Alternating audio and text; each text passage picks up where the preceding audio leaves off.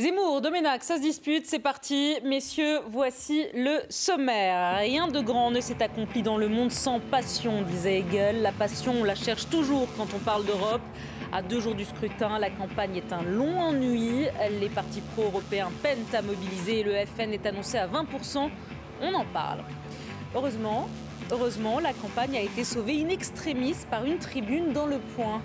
Et oui, Nicolas Sarkozy a pris la plume. Stop, arrêtez tout. Ou comment voler une nouvelle fois la vedette à quelques jours des élections. Mais au fait, que pèse la parole de Nicolas Sarkozy aujourd'hui? On en parle. Et si on parle de Sarkozy, on ne parle plus de Jean-François Copé. Et pourtant, le président de l'UMP est plus que jamais dans la tourmente autour des affaires Big Malion. Les fillonistes l'attendent en embuscade. L'UMP explosera-t-elle dimanche soir après les européennes? Vous répondrez. Enfin, on ne pourra pas l'accuser de ne pas se mouiller. Manuel Valls était en première ligne pour ces européennes. Alors qu'on annonce une nouvelle dérouillée pour le PS, le Premier ministre a-t-il eu raison de s'investir? Autant vous répondrez également.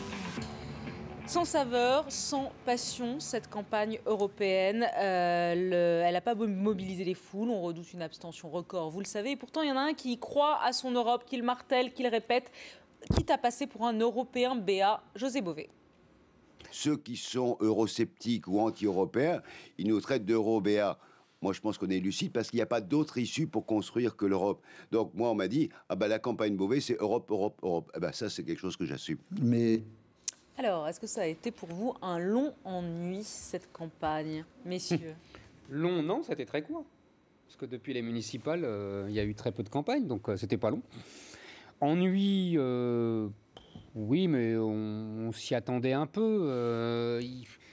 Ça a dépendu des stratégies de chacun. C'est-à-dire que le PS et la droite et l'UMP, mais surtout le PS, a voulu miser sur un débat soi-disant à la mode de la présidentielle entre Schulz et Juncker, entre le chrétien démocrate qui gouverne avec les sociodémocrates au Luxembourg et le sociodémocrate allemand qui gouverne avec les chrétiens démocrates allemands. Et ils nous ont fait passer ça pour le choix de société. Ça a été à mourir de rire. Donc quand tout le monde s'est aperçu qu'ils pensaient la même chose sur tout et que ça faisait 20 ans que déjà, tout le monde les a découverts parce que personne ne les connaissait. Et déjà, exactement, personne ne les connaissait. Ça m'a fait rire d'ailleurs parce qu'il paraît que j'ai lu ça dans un papier, je crois, du Figaro, les gens demandent Martin Schulz. C'est une femme. Est-ce que c'est une femme? Et tu sais ce que ça m'a rappelé? Ce qui prouve qu'on revient à l'aube de la démocratie quand il y avait le 3/4 d'analphabètes en France, c'est quand il y a eu la présidentielle de 1848. Dans les campagnes, on croyait que Louis-Napoléon Bonaparte, c'était Napoléon qui revenait, et on disait Lamartine, c'était l'autre grand candidat, mais Lamartine et la Marie, mais qu'est-ce qu'elles font là, Lamartine et la Marie? Et on est revenu à ça, je trouve ça extraordinaire. C'est pour dire que vraiment cette campagne... Non, moi je ne prendrais pas les choses comme Éric Zemmour. Je dirais que, au fond, cette campagne a eu le visage triste du Éric Zemmour des mauvais jours. Ceux où il voit tout en noir, où il fait le canard dès qu'on parle d'Europe. Mais si on avait suivi nos débats sur... ça se dispute depuis des mois, on aurait compris pourquoi c'était ça. Puisqu'il y a eu une démission des pro-européens d'un côté et un basculement du climat à l'europhobie, à l'euroscepticisme, où tout ce qui va mal, c'est la faute de l'Europe. On a eu une manifestation pendant cette campagne de tous nos travers, à la fois le côté anti-européen systématique, mais aussi la crise spécifique de la France, qu'on retrouve d'une certaine façon dans chaque pays, mais différemment, parce que la France, c'est la France, si j'ose dire.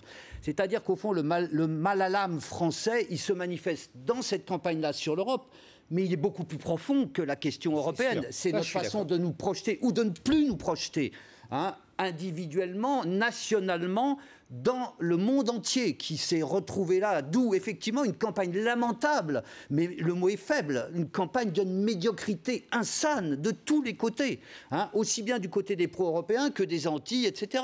Et même Euro-Bové, j'allais dire, même José Bové, je veux dire, qui dit « j'ai fait une campagne Europe-Europe », drôlement timide d'une certaine façon et drôlement tardive. Je veux dire, ils sont réveillés dans les derniers 100 mètres de la ligne droite. Personne n'a assumé, c'est ce que vous dites. C'est que les Européens n'ont pas assumé d'être Européens, en fait. Mais non, mais il y a quelque chose qui me frappe, parce que là, je t'ai bien écouté, et c'est toujours la même chose. Non, pas toujours. Si. Non, mais c'est ta démarche intellectuelle qui est toujours la même. C'est-à-dire que à chaque fois... Tu salues une constance. Oui, absolument, absolument. Une constante, mais tu vas voir, c'est très intéressant, parce que c'est pas la première fois que je comprends ça, mais là, c'était flagrant.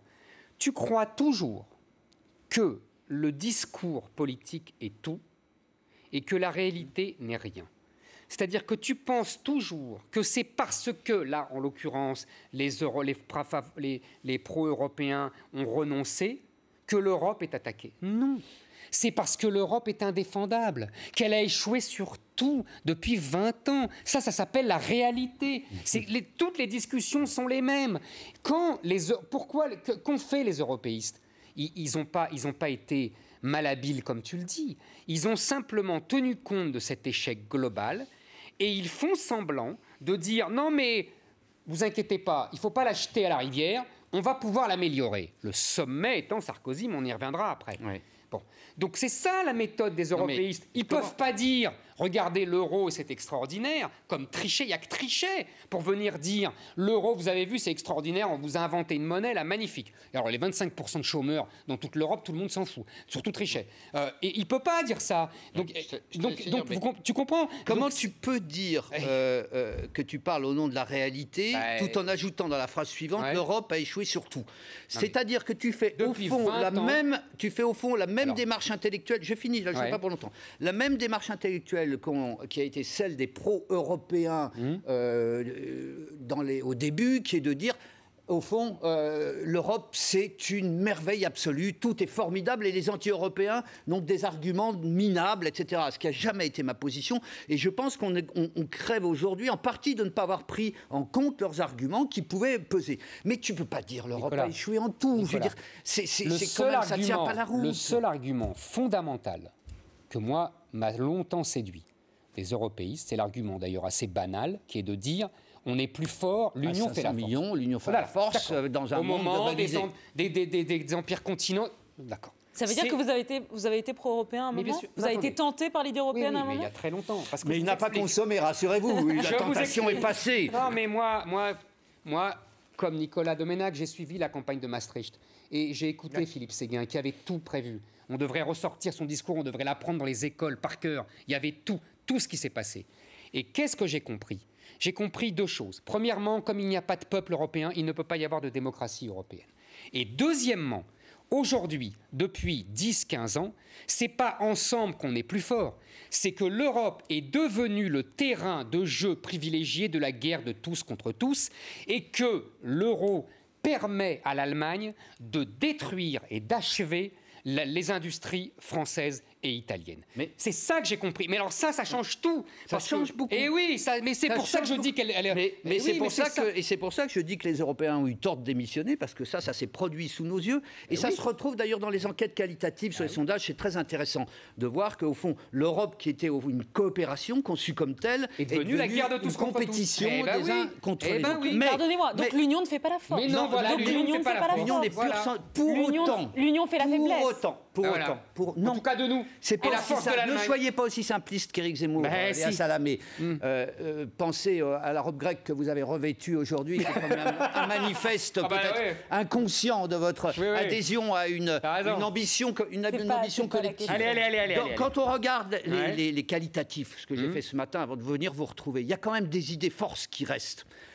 L'idée force que tu traites comme ça, mais tu as tort, c'est d'abord que l'Europe nous protège de la guerre. Et c'est d'autant plus prégnant au moment où il y a l'Ukraine. Oui, c'est important, il serait bon que tu te rappelles que l'histoire est tragique et que le retour du tragique est quelque chose de permanent dans notre histoire commune. C'est le premier point. Ce n'est pas l'Europe qui nous protège de la guerre. Le second point, ce qui est intéressant, alors qu'un certain nombre d'intellectuels répètent de manière mécanique, ou d'hommes politiques, ou de femmes plus précisément, que l'euro est au fond responsable de tous nos maux, eh bien les Français ne veulent pas en sortir.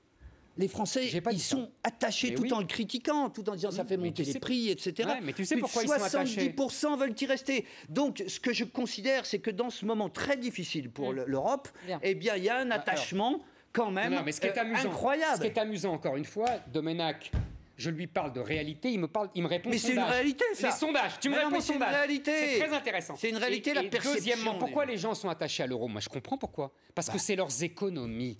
Et que si jamais on revient au... Bah oui, au eh franc, ben oui, moi, je les comprends. les économies Mais vont si sur on monsieur revient dame. bah oui, si on revient au franc, il y aura une dévaluation de 20 à 30%. Et bonsoir, donc les ils économies. perdront. Ben oui, mais Donc il faut vous- moi, je le dis franchement. honnête de le rappeler. Ben oui, Donc évidemment vous que n'y c'est êtes pas honnête. favorable. Sauf que là, ils vont Vous n'y crever. êtes pas avec l'euro. favorable. Ah, vous bah crevez, oui. arrête. Vous n'y êtes pas favorable à la J'ai sortie pas de l'euro. compris. Non, moi je pense Non, mais- que... Si, moi, En je un pense- mot, parce que c'est vraiment le Aujourd'hui- débat. Non, mais C'est c'est le débat important. tarte à la crème. Oui, oui, absolument. Moi, Alors, je pense que oui. J'ai c'est- bien mesuré. Je pense qu'aujourd'hui, l'euro est en train de tuer vous l'industrie dites oui. française et l'économie française. Ouais, mais il est coincé parce que c'est maître à penser. On dit c'est comme Chevènement, c'est un avion qui est parti. Si on en sort, on se crache. Alors Ah juste, oui, mais il faut peut-être, mais on va scratcher quand même. alors, Quelle si perspective. dans cette Ouais, Avec Zemmour, c'est toujours mieux demain. Ouais, oui, bah oui, Ça, bah c'est oui. clair. Ah oui. C'est ce qu'on appelle la réaction. Bah oui, ça s'appelle la Dans- lucidité.